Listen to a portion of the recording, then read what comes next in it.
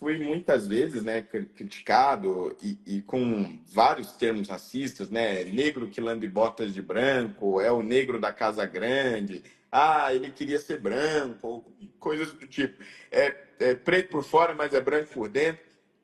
Esse tipo de ataque se tornou constante, principalmente quando eu comecei a me tornar um pouco mais conhecido. Só que eu acho que no começo, realmente o problema também estava na minha comunicação.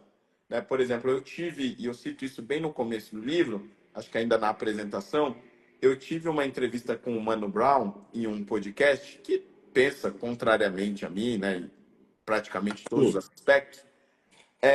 Mas foi uma entrevista de quase 2 horas, onde eu esclareci em detalhes o meu pensamento, e porque eu acreditava que as cotas raciais eram prejudiciais e defendia somente as cotas sociais.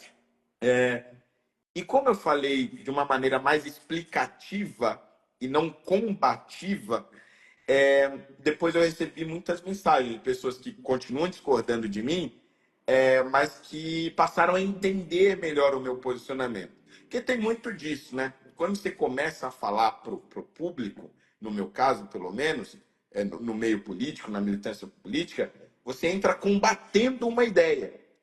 Só que nesse combate, às vezes, você não explica muito bem a sua ideia, e aí as pessoas acham realmente que você é contra tudo, contra todo tipo de cota, e não sei o quê, etc. e tal.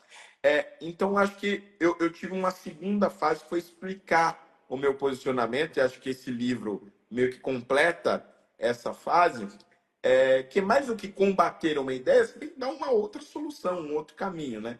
E acho que, exatamente, a senzala ideológica, que eu acho que eu passei a dar este caminho depois. Então, hoje, o movimento negro, óbvio, não concorda comigo em praticamente nada, mas boa parte deles já entendem o meu posicionamento, né? E alguns acham até que é, sim, uma tese aceitável. Outros continuam detestando e me xingando, e acho que isso aí já não tem mais jeito mesmo.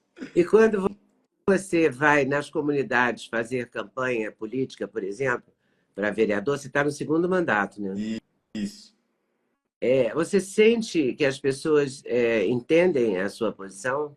Porque nesses bairros de periferia há uma grande população negra, né? Exatamente, exatamente. Eu percebo o seguinte: boa parte dessa população, primeiro, primeiro tem um choque por conta do meu posicionamento, né? Porque não entende muito bem. Mas toda vez que eu faço esse papel de explicação do posicionamento, e por isso que eu digo que eu acho que esse A gente volta, opa, a gente volta desse ponto, eu desativo de novo os comentários. Eu tinha perguntado ao Fernando Holliday, como ele está no segundo mandato como vereador, então ele faz campanha pela cidade. Nas periferias da cidade, a população negra é muito expressiva, né? E eu suponho que ele tenha que explicar essa posição frequentemente, é isso? Exatamente. Como eu disse, quando eu vou na periferia, muitas vezes a pessoa se choca, né, com esse tipo de posicionamento. Na verdade, as pessoas já conhecem, né, e já vêm me perguntar, meio chocado, mas por que você defende isso, etc. Eu mereço a minha vaga na universidade e tudo mais. E aí eu explico que, olha, não é porque você entrou pela cota que você não merece, nunca disse isso. A questão que se você tivesse entrado por uma outra forma, talvez fosse mais fácil vencer o racismo, né? Porque a questão não é se você merece ou não, a questão é qual é o caminho que te torna mais respeitável e, portanto, com maior arcabouço para lutar contra esse preconceito na sociedade. Ao meu ver, quando a sua cor da pele deixa de ser um critério para você avançar, é óbvio que você passa a ser mais respeitado. E um exemplo que eu sempre trago, e eu, se eu não me engano, eu citei no livro também, é o do Thomas Sowell, porque ele escreveu um livro já há muito tempo, início dos anos 2000, chamado Ações Afirmativas ao Redor do Mundo. E ele dá um exemplo, por exemplo, na Universidade do Texas e também na Universidade da Califórnia, onde professores, isso na década de 70, eram contratados por meio de ações afirmativas, né, que é um sistema de cotas muito parecido com o nosso, para pessoas negras. Só que o que acontecia? Esses professores chegavam, conseguiam as suas vagas, só que não conseguiam participar das grandes pesquisas das universidades e não estavam nos principais cursos, nas principais discussões acadêmicas, porque se criou a noção de que eles não eram bons. Criou-se a noção de que eles estavam ali somente porque eram negros.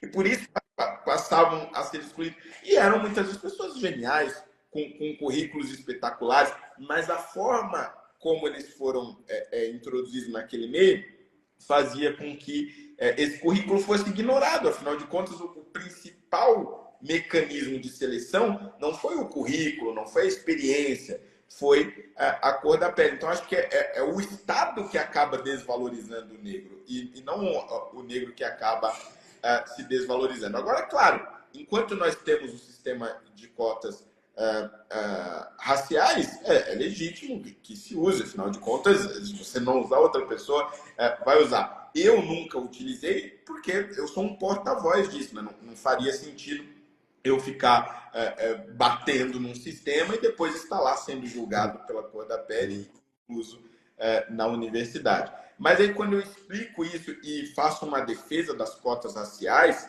por ser muito mais objetiva, muitas pessoas acabam entendendo e defendendo também, até porque são pessoas negras, mas que têm o irmão que é branco, tem o tio que é branco, o vizinho, etc. Ou seja, a miscigenação no Brasil, ela existe na vida real, né? E aí elas passam a perceber, nossa, é verdade, eu teria direito à vaga, mas o meu irmão, por parte de pai, não teria. Isso não é tão justo. Nós vivemos no mesmo lugar, estudamos na mesma escola, tivemos acesso às mesmas coisas, só que eu teria uma vantagem a mais. Então, quando eu vou explicando isso, as pessoas vão compreendendo melhor.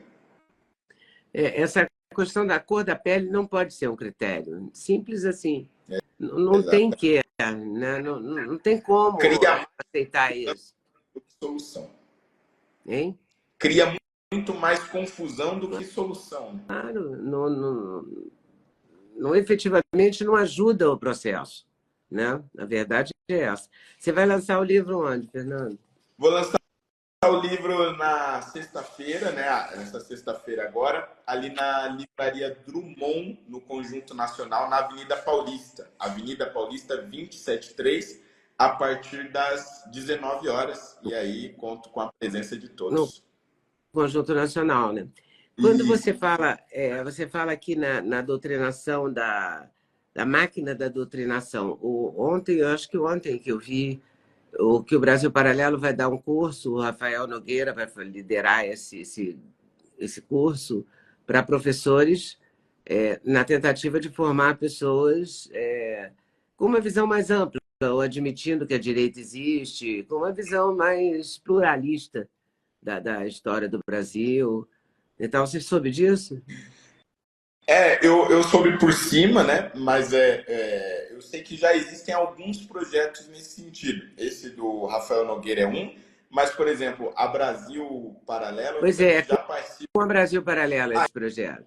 Então, acho que eu estou falando do mesmo projeto. Nós estamos falando do mesmo projeto, só com nomes diferentes. Exatamente. Que é justamente isso, né? Você formar professores fora dessa bolha, né? Fora dessa bolha universitária. E o que eu acho de interessante disso? Principalmente, o problema não é você estudar autores de esquerda. Óbvio que a gente tem que estudar, né? Existem autores não tem de esquerda, como não estudar. Exato. Né? Que são fundamentais, inclusive, porque a influência deles na sociedade é tão grande que não dá para você ignorar, não dá para você ignorar os ideais de Karl Marx, por exemplo, né?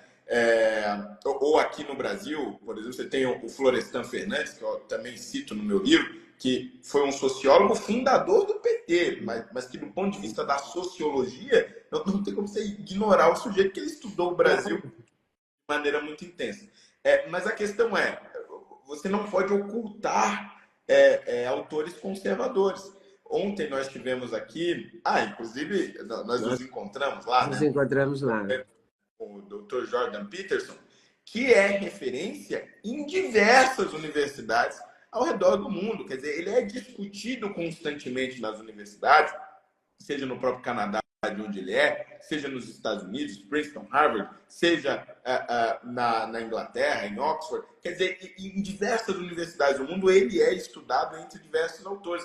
E aqui no Brasil, você quase não encontra citações a obras ou a artigos de Jordan Peterson. Por quê? Porque representa um ideal conservador e as universidades foram dominadas por um único pensamento. E são essas universidades que formam os professores. E são esses professores que formam as nossas futuras gerações. Oi, pessoal, tudo bem? Passei aqui para avisar que o meu sexteto de suplementos, os queridinhos da Leda, já tem um link especial. Então você compra direto, numa tacada só, o sexteto. Ah, sim, você pode acrescentar colágeno, você pode acrescentar melatonina, tudo depende da sua escolha. Mas dormir bem é o melhor negócio, pode acreditar em mim. Vale conferir com certeza. Gostou do corte que você acabou de ver? Vale a pena conferir com certeza, né? Então vai conferir muitos outros cortes no canal de cortes Leda Nagli. É claro que a entrevista completa você vai conferir no YouTube Leda Nagli, canal Leda Nagli do YouTube, você não pode perder de jeito nenhum. Valeu, tô te esperando, hein? Vem nessa!